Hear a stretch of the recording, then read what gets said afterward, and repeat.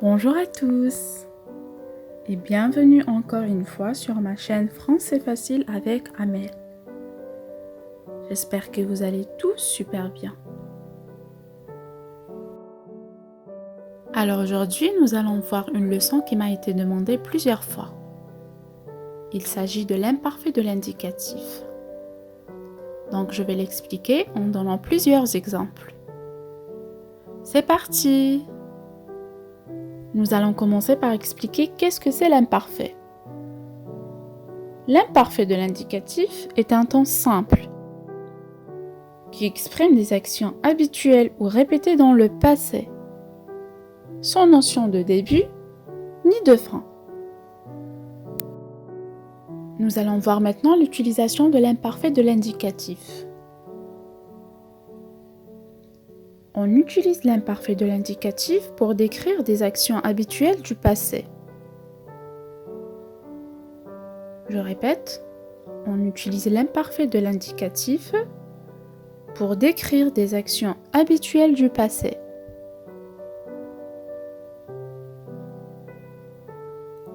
Par exemple, quand j'étais petite, je jouais avec mes sœurs. Quand j'étais petite, je jouais avec mes sœurs.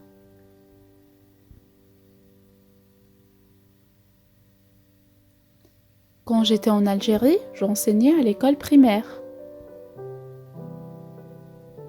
Quand j'étais en Algérie, j'enseignais à l'école primaire. Pendant les vacances, nous allions à la mer chaque matin. Pendant les vacances, nous allions à la mer chaque matin. Un autre exemple, quand il faisait froid, il n'oubliait pas de mettre ses gants. Quand il faisait froid, il n'oubliait pas de mettre ses gants. On utilise l'imparfait de l'indicatif aussi pour décrire un paysage, une scène ou un être humain. Par exemple, il était 2 heures, il n'y avait personne dans la rue, la pluie tombait, j'avais froid et je marchais en silence. Je répète l'exemple. Il était 2 heures, il n'y avait personne dans la rue, la pluie tombait, j'avais froid et je marchais en silence. Un deuxième exemple pour décrire quelqu'un, on va dire tout au fond du salon, un jeune garçon était assis, il semblait joyeux, il portait un costume noir et sa cravate en soie s'accordait parfaitement avec lui. Je répète, tout au fond du salon, un jeune garçon était assis, il semblait joyeux, il portait un costume noir et sa cravate en soie s'accordait parfaitement avec lui. On utilise l'imparfait de l'indicatif aussi pour exprimer l'hypothèse avec la conjonction si. Par exemple, si les frontières internationales étaient ouvertes, je partirais en Algérie. Si les frontières internationales étaient ouvertes, je partirais en Algérie. Une autre phrase. Il parle comme s'il avait de l'expérience. Il parle comme s'il avait de l'expérience. Un dernier exemple. Si j'avais de l'argent, j'achèterais une belle maison. Si j'avais de l'argent, j'achèterais une belle maison. Et à la fin, on utilise l'imparfait de l'indicatif pour exprimer une demande atténuée. Par exemple, je voulais vous demander un service, s'il vous plaît. Je voulais vous demander un service, s'il vous plaît.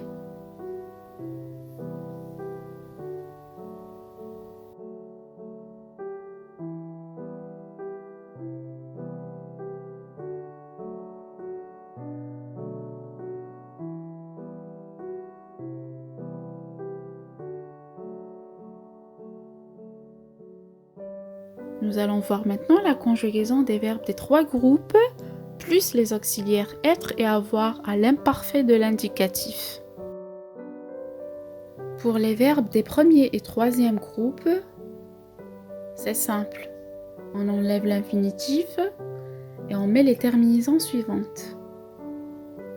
AIS pour je, AIS pour tu, AIT pour il et elle au singulier, IONS pour nous, IEZ pour vous, AIENT pour il et elle au pluriel.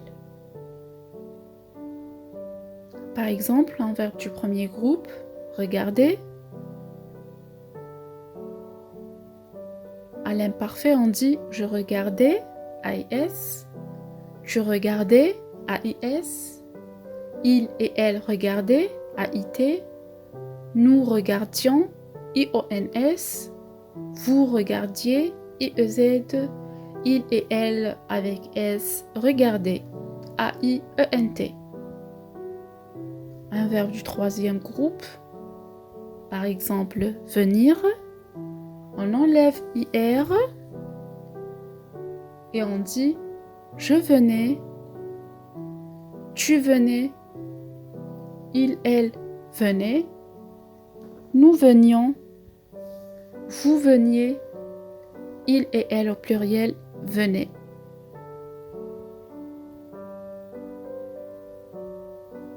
Le verbe partir, je partais, tu partais, il et elle partaient, nous partions, vous partiez, il et elle avec S partaient. Le verbe comprendre, je comprenais, tu comprenais, il, elle comprenait, nous comprenions, vous compreniez, il et elle avec S comprenaient. En fait, pour savoir conjuguer un verbe à l'imparfait, il faut savoir le conjuguer au présent de l'indicatif. Car pour la plupart des verbes, le radical de l'imparfait est le même que celui de la première personne du pluriel au présent de l'indicatif. Par exemple, le verbe comprendre, au présent de l'indicatif, on dit nous comprenons. Nous comprenons. Donc, on garde ce radical, on enlève juste la terminaison du présent de l'indicatif et on met celle de l'imparfait. Donc, on enlève ONS et on met IONS. Mais on ne touche pas au radical. On va voir maintenant comment conjuguer un verbe du deuxième groupe à l'imparfait de l'indicatif. On a par exemple le verbe choisir. On dit je choisissais, tu choisissais, il, elle choisissait, nous choisissions, vous choisissiez, il et elle avec S choisissaient.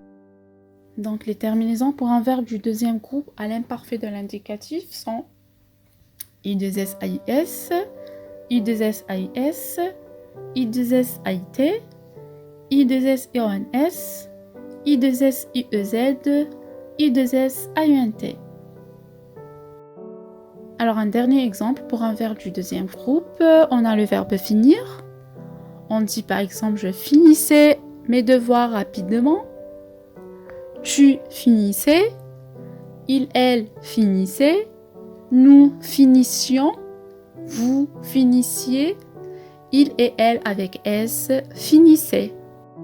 Et à la fin, il nous reste à voir la conjugaison des auxiliaires être et avoir à l'imparfait de l'indicatif.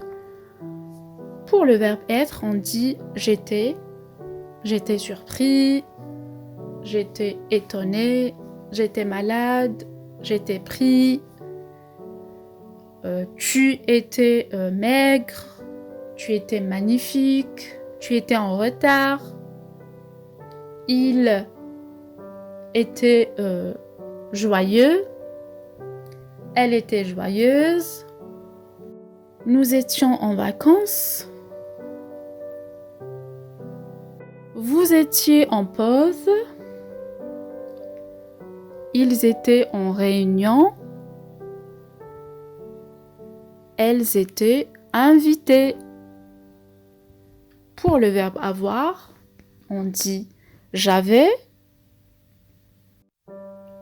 toujours un stylo dans mon sac. Tu avais toujours de l'affection pour ton petit chat. Il avait une grippe la semaine dernière. Elle avait une petite écharpe noire. Nous avions souvent de nombreuses histoires drôles à raconter. Vous aviez toujours une solution à chaque problème. Ils avaient une petite maison au bord de mer. Elles avaient une voisine très généreuse. Et voilà, c'est tout pour aujourd'hui. J'espère que vous avez bien compris l'imparfait de l'indicatif, quand est-ce qu'on l'utilise et comment conjuguer les verbes des 3 groupes plus les auxiliaires être et avoir à l'imparfait de l'indicatif. Prenez soin de vous et à bientôt. Salut!